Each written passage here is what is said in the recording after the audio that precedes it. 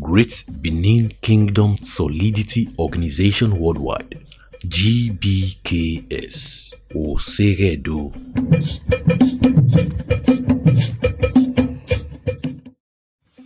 GBKS Oseredo, GBKS Oseredo, GBKS Obaratokbe Ise.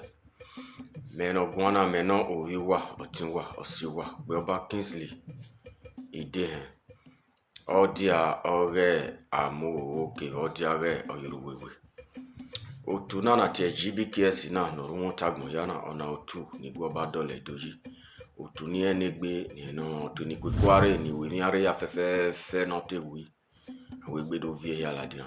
Ona otu ye do ya fefe na we gbe sikoko. Ye do no gba ya we gbe kokoko. Aya wa be ne re khai.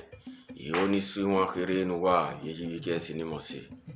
Oba tokbe ise GBKS me irano me abo. GBKS yo irano me abo. Irano me abo. Irano me abo. Irano me abo. Irano me abo.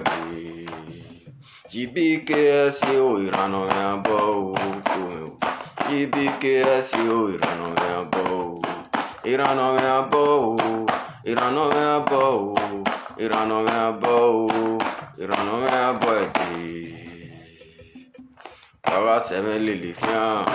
Baba seven lili GBKS yo. Baba seven lili kia. Baba seven lili tuni go badole do yo. Baba seven lili kia. Baba seven lili money sing do. Baba seven lili kia. Baba seven lili money sing do. Baba seven lili kia. Baba seven lili. Mama ba me gawesi, mama ba me gawesi, mama ba me gawesi, mama GBKS me gawesi, mama ba me gawesi, mama ba me gawesi, mama ba me gawesi. Oba tokbe ise, mama ba me gawesi, mama ba me gawesi, mama ba me gawesi, mama ba me gawesi, mama ba me gawesi, iye gawesi. Mona yegbe ka wa kyo bi GBKS o. Mama no ma GBKS o. Mama zede do no baji. Udi na rana ma e ma kyo. E moni gwo ba dole do yi unda we dole wo si oba. Wa re gewe Maria o wa gi ma tun ye do mu. Marok bari zedo wala wagimado razedo. Wagimado razedo ni mere mieke na miami egbima o. Wagimaje dure edo nana bieme o. Oye se mekin o. Yakan igu kawe ime izedo. E moni mai biena vege na u agbore. Marok pai dede izedu. We was ye. Ima ye no sie o. Na ya ima si un koko. Na dura izedu. Iwere ede. When we mana zedu seti de mi vedo. Etio isanira me o.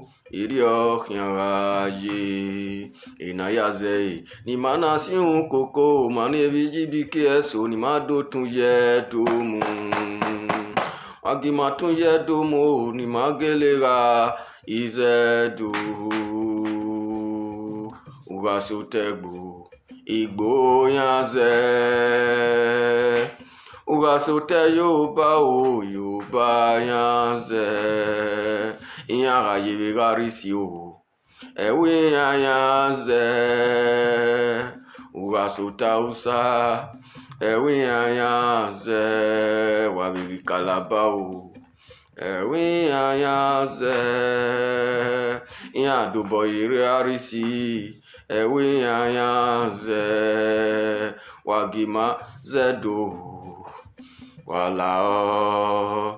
Amaze wama o. Eta wi o mani viedo ni bon mai de zedo mazedo mavizene mon ivi mani ani bon ienze derien do iwe vosie ewo ni mana nwa ewo nana bima awawa na yemasion koko ni madora zedo na tun yedo mamu bieji bike si ya okenu wariri raje won tagbon ya ipon waya onu wa na sion koko na do tun yedo mu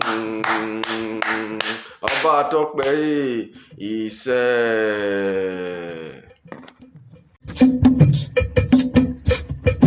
Great Benin Kingdom Solidity Organization Worldwide, GBKS, Oseredo.